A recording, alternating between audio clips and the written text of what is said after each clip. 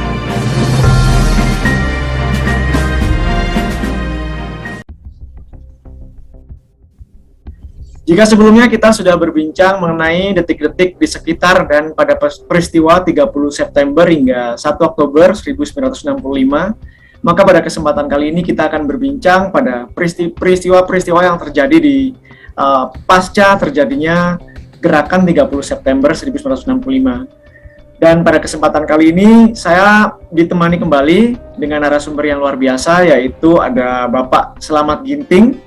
Beliau adalah wartawan senior dari Republika dan juga pengamat komunikasi militer ya Pak ya? Komunikasi politik dan militer. Oke, komunikasi politik dan militer. Halo Bapak, apa kabar? Alhamdulillah kabar baik, sehat walafiat. Ya, silakan Bapak, boleh dimulai perbincangan kita pada kali ini. Ya, baik, ini menarik ya kalau kemarin diskusi kita sampai dengan peristiwa G30S SPKI ya tahun 65, maka tentu ada pertanyaan setelah itu bagaimana hubungan Soekarno dengan kekuatan-kekuatan politik pada saat itu, terutama dengan Angkatan Darat. Kita tidak bisa melepaskan dari kajian ilmu politik ini ya.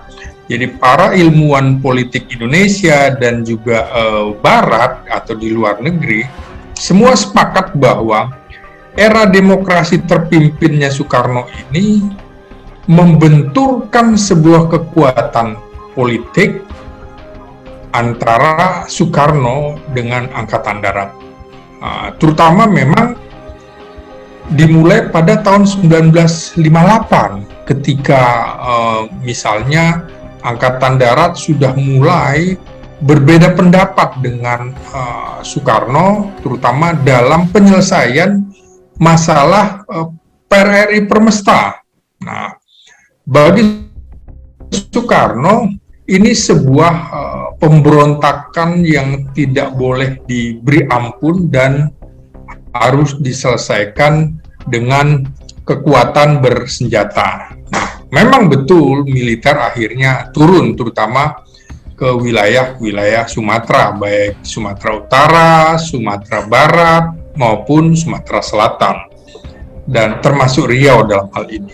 Nah, tapi elit Angkatan Darat pada saat itu, terutama Nasution, itu berbeda pendapat dengan dengan Soekarno maksud saya, karena mereka ingin penyelesaian itu dilakukan dengan cara damai.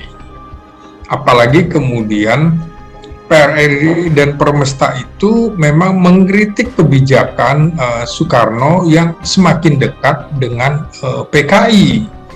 Jadi memang tidak bisa dinafikan, para ilmuwan juga sepakat bahwa Soekarno itu sangat dekat dan butuh dukungan PKI untuk menjalankan program-program demokrasi terpimpin. Dan ini menarik. Kenapa? Karena Soekarno itu sebenarnya pendiri dari Partai Nasional Indonesia. Tapi pada tahun 58, mulai tahun 58 ke belakang, itu Soekarno jengkel karena kok partai yang didirikannya loyo begitu ya, sementara yang dia butuhkan adalah partai yang progresif revolusioner. Dia menemukan itu ada pada diri Partai Komunis Indonesia. Karena itulah PKI juga memanfaatkan kebutuhan Soekarno untuk dekat dengan Partai Komunis Indonesia. Maka kemudian pertanyaan para ahli ilmu politik pada saat itu, apakah Soekarno ini nasionalis atau dia seorang komunis, atau satu lagi dia nasionalis yang pro-komunis? Akhirnya kesimpulannya adalah dia memang seorang nasionalis, tapi dia pro-komunis, artinya dekat dengan kubu komunis. Nah, karena itu pada masa demokrasi terpimpin terjadi tiga kekuatan politik pada saat itu. Soekarno dipucuk begitu ya, kemudian di kiri kanannya ada TNI, dalam hal ini Angkatan Darat, dan Partai Komunis Indonesia. Jadi berhadapan tiga kekuatan itu. Nah, kalau tadi kemudian dikaitkan dengan setelah peristiwa gerakan 30 September 1965 itu, kan jelas-jelas akhirnya Angkatan Darat memiliki bukti-bukti keterlibatan PKI dalam pemberontakan ini. Dan tanpa ampun, tanpa izin Soekarno juga, Angkatan Darat sudah melakukan perlawanan bersenjata sampai akhirnya pimpinan-pimpinan PKI itu ditangkap dan dijebloskan dalam penjara, bahkan beberapa juga dieksekusi tanpa pengadilan. Nah, dalam kondisi PKI kemudian sudah dipenggal oleh Angkatan Darat, maka posisi Soekarno akhirnya yang tadi segitiga kekuatan itu akhirnya tinggal dua kekuatan, Soekarno dengan Angkatan Darat. Nah, karena itulah Angkatan Darat akhirnya juga melihat hubungan Angkatan Darat dengan Soekarno tidak mesra lagi.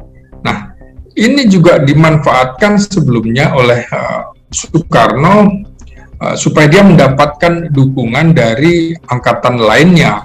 Tapi ternyata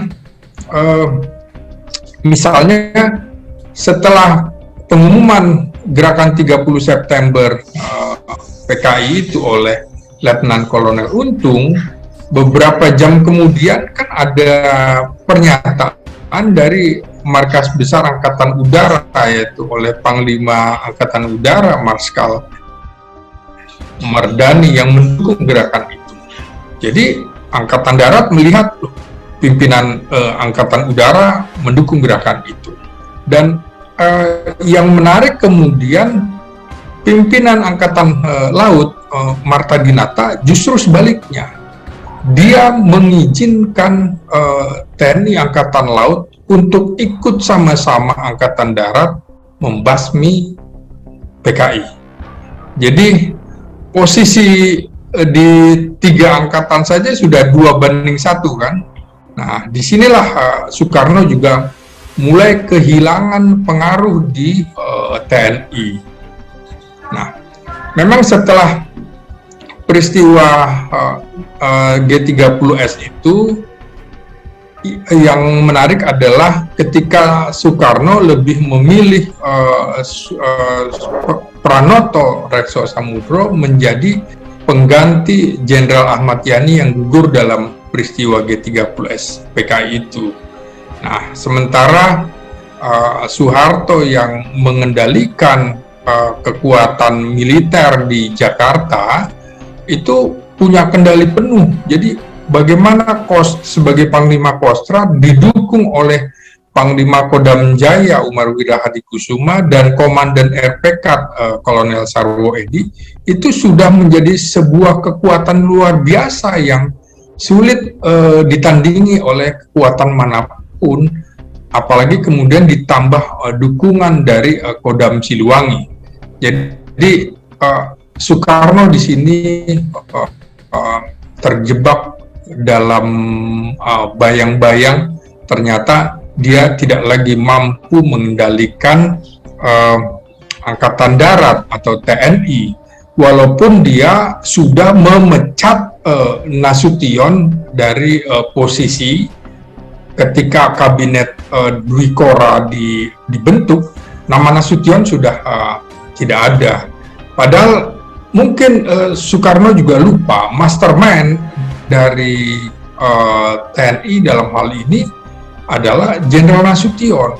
Jenderal Nasution itu otak dari TNI untuk melawan Soekarno, terutama berbeda ideologi dalam pengertian dia tidak menyukai Soekarno dekat dengan komunis. Jadi memang bukan cuma Nasution saja, Muhammad Hatta, mantan wakil presiden yang mundurkan diri pada tahun 60 juga sudah mengingatkan Bung Karno soal itu. Ideologi Bung Karno memang pada era itu lebih dekat ke sosialis begitu ya. Tapi kalau ideologi luar negerinya dia anti imperialisme. Jadi karena itu di era perang dingin antara kubu komunis dan kubu liberalis, nah Soekarno tentu tidak disukai oleh kubu liberalis, kubu barat yang dipimpin oleh Amerika dan Inggris. Tentu kedekatan Soekarno terhadap negara-negara komunis seperti Uni Soviet dan juga RRT waktu itu, Republik Rakyat Tiongkok, itu menjadikan ancaman bagi Barat karena komunis itu dengan teori dominonya, kalau dari sisi ilmu politik, itu pelan-pelan sudah menguasai Asia Tenggara. Dan jangan lupa Partai Komunis Indonesia juga adalah partai komunis ketiga terbesar di dunia pada saat itu. Nah, jadi situasi ekonomi pada saat itu juga rapuh begitu ya, sampai para ahli ilmu politik mengatakan Bung Karno mengobarkan semangat di tengah perut rakyatnya yang kosong. Ketika Soekarno misalnya menolak bantuan dari negara-negara Barat, maka kemudian Angkatan Darat dalam hal ini yang berbeda pandangan dengan Soekarno justru pelan-pelan secara rahasia membantu rakyat dengan sembako begitu ya, karena bagi mereka yang penting adalah rakyat ini terisi dulu perutnya begitu ya, baru semangat. Jadi percuma bagi Angkatan Darat katanya Soekarno mengobarkan semangat tapi perut rakyat sedang kosong. Nah itulah yang menyebabkan beberapa hal komunis itu sangat dekat dengan kemiskinan. Jadi salah satu cara melawan komunis artinya harus sejahtera. Jadi dengan kemiskinan itu peluang bagi komunis untuk bisa melancarkan atau mempromosikan ideologinya. Jangan lupa ini kan kita baru 20 tahun merdeka ya pada tahun 65 itu ya. Jadi baru saja merdeka, dan jangan lupa pula pada tahun 48, 3 tahun setelah kemerdekaan, PKI berontak begitu ya. PKI berontak dalam peristiwa September 48 di Madiun dan sekitarnya. Tapi 7 tahun kemudian partai ini bangkit, dalam waktu singkat bisa bangkit, sehingga dalam pemilu 55 bisa nomor 4 gitu kan. Setelah Partai Nasional Indonesia, Masumi, Partai Nahdlatul Ulama, lalu kemudian PKI. Nah, 4 kekuatan ini ya. Nah, untuk melawan Angkatan Darat, Soekarno coba merangkul memang PNI, PKI, dan NU dirangkul, dan dia memang tidak dekat dengan Masumi, kelompok Islam modernis ya, karena Masumi juga tidak sepakat dengan Nasakom, nasionalis agama dan komunis. Jadi Angkatan Darat juga begitu, sudah mengingatkan Soekarno agar tidak terus mempromosikan Nasakom. Jadi jangankan ideologi lain, dengan Nasakom pun bagi Angkatan Darat sudah menyimpang dari ideologi negara Pancasila. Nah, menarik adalah ketika kemudian karena itu tadi kondisi ekonomi yang terus-menerus lumpuh begitu ya, maka kan ada tuntutan-tuntutan dari gerakan mahasiswa. Gerakan mahasiswa ini juga tidak sepakat dengan Bung Karno. Awalnya memang pertama adalah yang didemo orang-orang dekat Soekarno, misalnya Subandrio dan pendukung-pendukung Soekarno di kabinet. Tapi lama-lama kemudian akhirnya para demonstran itu berani menentang langsung ke sasaran, yaitu Soekarno. Tapi Soekarno mengabaikan aksi demonstrasi itu, menganggap ada, saya lupa istilah Belandanya, tapi dia menganggap ini seperti ayam tanpa kepala. Dia menganggap demonstran itu begitu ya.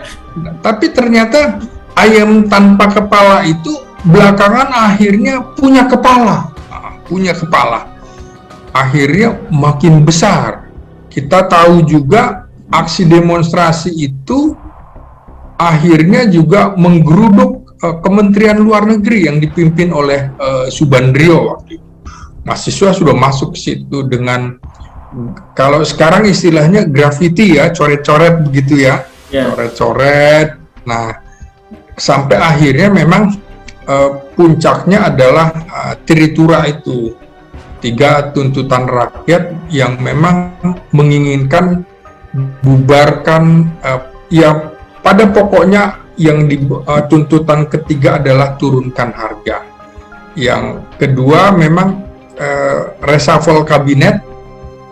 Yang keduanya adalah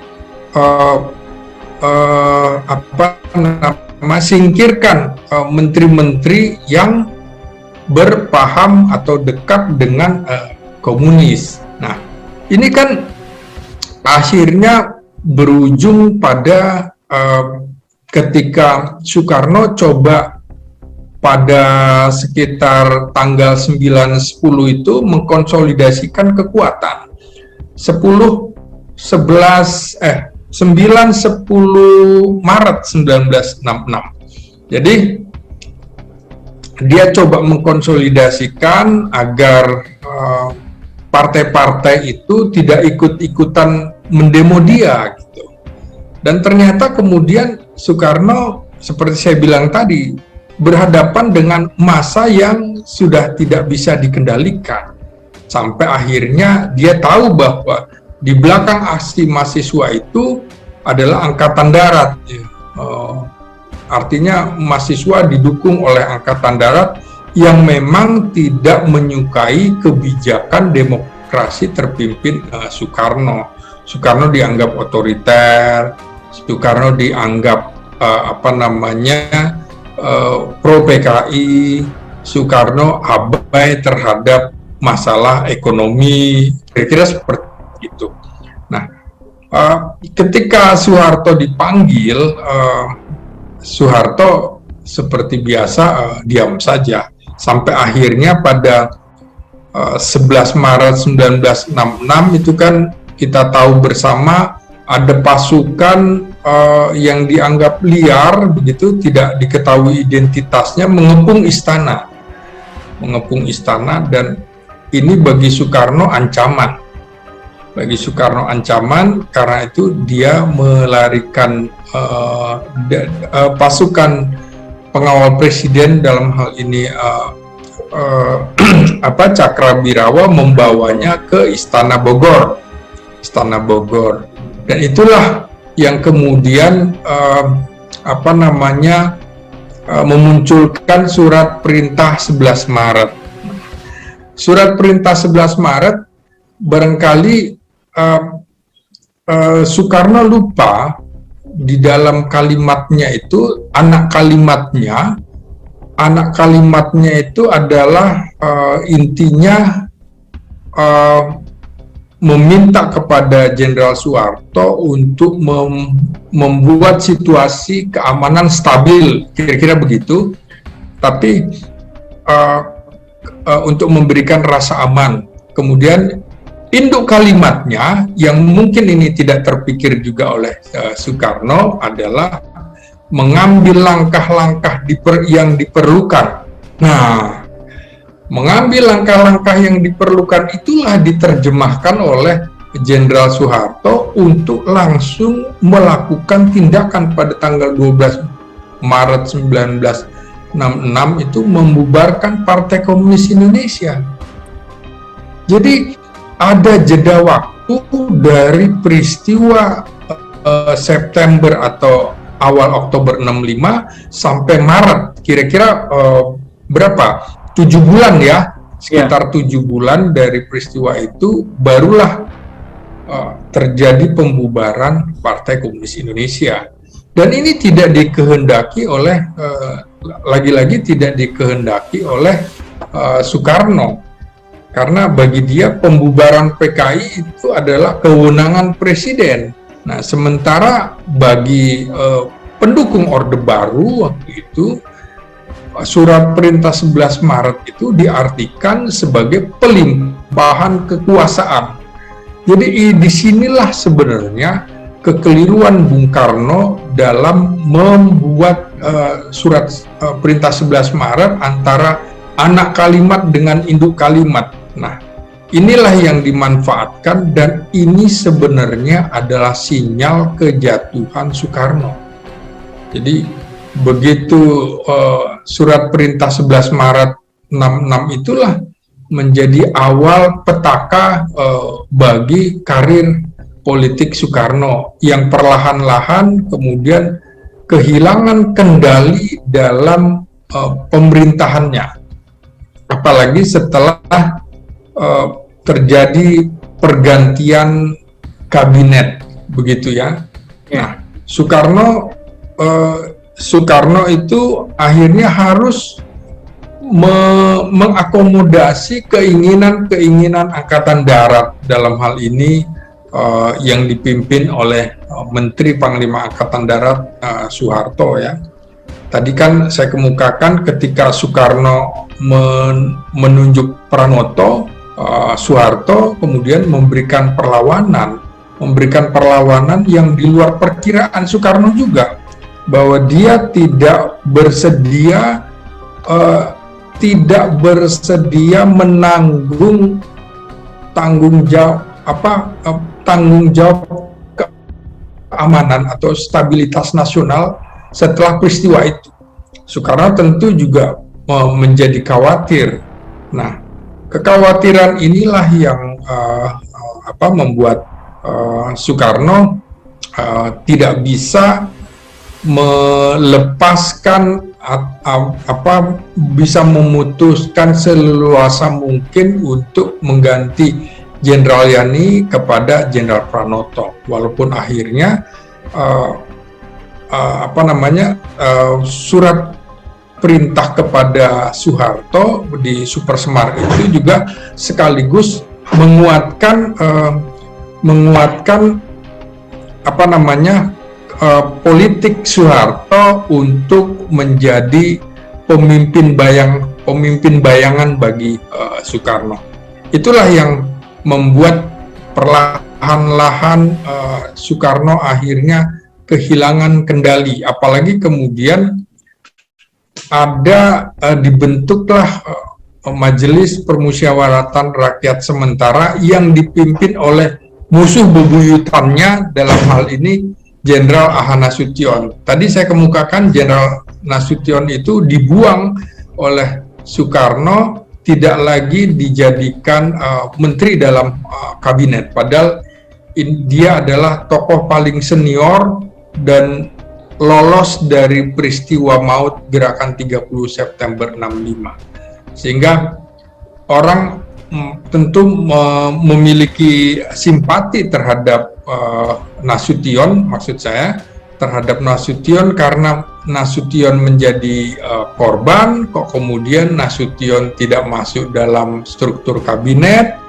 Ketika Nasution menjadi ketua MPRS, inilah yang membuat perlahan-lahan Soekarno menuju titik nadir kekuasaannya, yaitu ketika dimintai pertanggungjawaban terhadap peristiwa G30S PKI itu.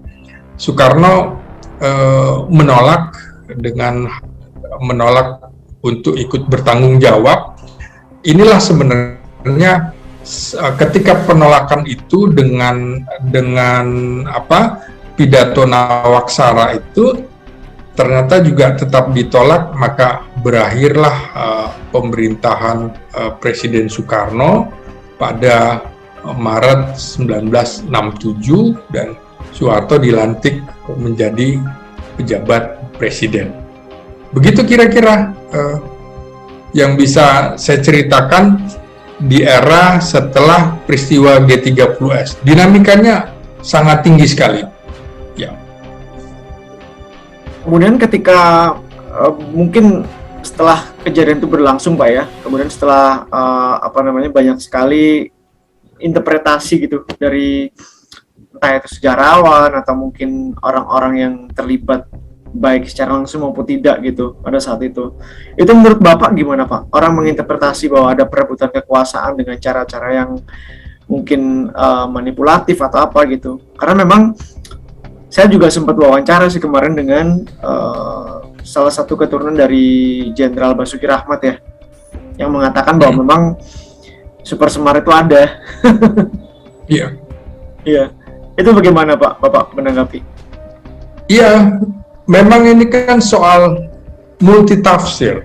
Iya. Soal interpretasi dari surat. Makanya saya kemukakan tadi ketika ada anak kalimat dengan induk kalimat. Induk kalimat itulah yang digunakan oleh Soeharto untuk mengambil tindakan yang diperlukan. Nah, bagi dia tindakan yang diperlukan adalah membubarkan PKI. Dan ini di luar perhitungan Soekarno gitu ya.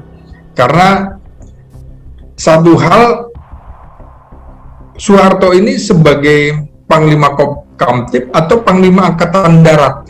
Tapi yang jelas dia adalah sentral kekuatan. Yang menarik kan memang Soeharto tidak masuk dalam daftar itu tadi, dalam daftar jenderal yang dijadikan target. Maka jawabannya pada saat itu Soeharto dianggap sebagai loyalis Soekarno. Tapi ketika terjadi peristiwa yang membuat Angkatan Darat marah, bayangkan pimpinan Angkatan Darat nomor 1 Ahmad Yani terbunuh begitu. Yeah. Dan juga para deputi dan asistennya. Ini pukulan bagi Angkatan Darat, bahwa karena itu tadi saya bilang bahwa ada 3 kekuatan yang bersaing antara Soekarno, PKI, dan Angkatan Darat, maka langsung Angkatan Darat mencari bukti bahwa ini ada keterlibatan PKI dalam peristiwa ini, tidak berdiri sendiri. Seperti saya bilang tadi, pada tahun 65 itu PKI masuk hampir di semua sendi kehidupan bangsa, termasuk dalam pemerintahan, termasuk di lingkungan TNI. Jadi masuk situ, dan ini menjadi sebuah pelajaran ya, karena dari tahun 48 juga sudah diingatkan bahwa PKI menyusup sampai di organisasi-organisasi strategis seperti TNI, dan itu dibuktikan juga ketika kemudian pada tahun 48 itu beberapa personil Kodam Diponegoro dan Kodam Brawijaya ternyata terlibat dalam peristiwa Madiun. Jadi memang PKI berhasil masuk ke segala lini ya pada saat itu, dan memang Soekarno memang menyukai PKI yang seperti saya tadi bilang. Dia nasionalis tapi kemudian pro PKI. Nah, ini yang tidak disukai oleh Jenderal Nasution, oleh Ahmad Yani. Jadi para jenderal yang terbunuh ini adalah kelompok Yani yang memang tidak menyukai Soekarno semakin dekat dengan komunis, sama seperti ketika Muhammad Hatta mundur sebagai wapres karena antara lain salah satu alasannya meminta supaya Soekarno tidak dekat dengan komunis. Mungkin karena tadi saya kemukakan bahwa pada era itu terjadi perang dingin antara ideologi komunis dengan ideologi liberalis, Soekarno coba membuat perimbangan, artinya memang supaya dia bisa diterima di kalangan blok timur komunis dalam hal ini, dan juga di blok barat Amerika Inggris gitu ya.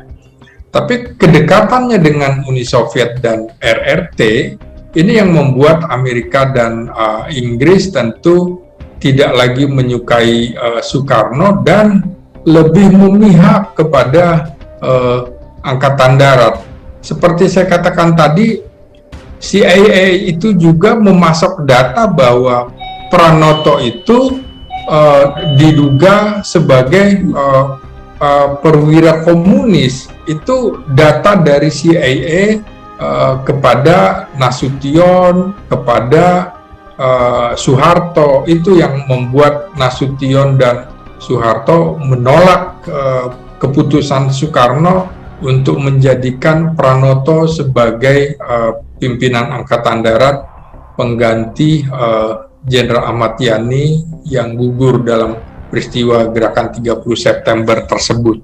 Jadi memang ini ada pertarungan besar ya, bukan cuma terjadi di Indonesia. Jadi pertarungan di luar ini akhirnya masuk juga dalam konflik di Indonesia. Itulah benih-benih perpecahan. Barangkali satu hal atau dua hal yang harus kita akui, bahwa Soekarno adalah tokoh bangsa yang dia sudah berjibaku mempersatukan bangsa dalam hal ini. Itu tidak bisa diragukan. Tapi ketika dalam peristiwa 65 ini, Soekarno juga barangkali tersesat jalannya ketika Indonesia harus menghadapi krisis ekonomi yang luar biasa. Kedekatannya dengan komunis itu yang membuat ia akhirnya terpuruk. Tapi seperti para ahli politik juga meyakini dia bukan seorang komunis. Dia adalah seorang nasionalis, namun pada saat itu pro-komunis. Ya kira-kira seperti itulah. Kita tidak bisa melupakan jasa para pemimpin bangsa kita, tapi juga kita tidak boleh menafikan ada kekurangan-kekurangannya, dan ini kita harus belajar dari pengalaman-pengalaman ini. Sama dengan bagaimana kita harus akui Soeharto punya jasa yang luar biasa, tapi juga kita harus melek bahwa ada kekurangan-kekurangan itu. Jadi begitulah, tidak ada manusia yang sempurna begitu ya. Tapi inilah kajian-kajian berdasarkan kajian-kajian ilmu politik tentang peristiwa pada tahun 65 sampai dengan 67 pergantian kepemimpinan nasional. Ya pahit memang, tapi memang harus diungkapkan bahwa kita harus belajar dari sejarah. Begitu. Baik. Kemudian kalau ini Pak,